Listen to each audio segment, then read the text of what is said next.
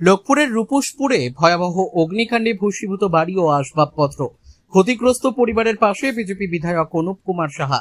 সোমবার দুবরাজপুরের লোকপুর অঞ্চলের রূপসপুর গ্রামে ভয়াবহ অগ্নিকাণ্ডে একটি বাড়ি সম্পূর্ণ ভস্মীভূত হয়ে যায়। আগুনে পুড়ে নষ্ট হয়ে যায় বাড়ির আসবাবপত্র সহ প্রয়োজনীয় সামগ্রী।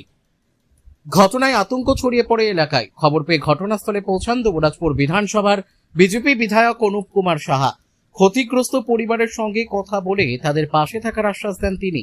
পাশাপাশি দ্রুত প্রশাসনিক সহায়তার দাবিও জানান। Bureau report, Dooars news 24।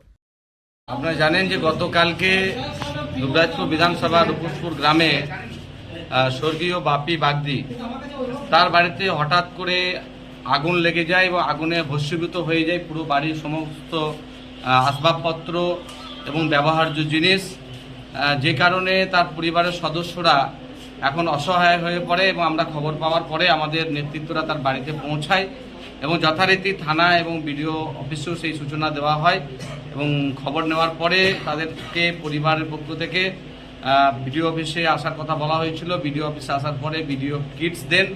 DM kit দেওয়ার পরে আমিও বিধায়ক হয়ে তাদেরকে কিছু আর্থিক সহযোগিতাও তাদেরকে করলাম এবং বিডিও অফিস থেকেও বিভিন্ন সামগ্রী দেওয়া হয়েছে। আগামী দিনে আরও যাতে বিভিন্ন রকম সহযোগিতা পান তার জন্য আমরা তার পরিবারের পাশে সবসময় আছি।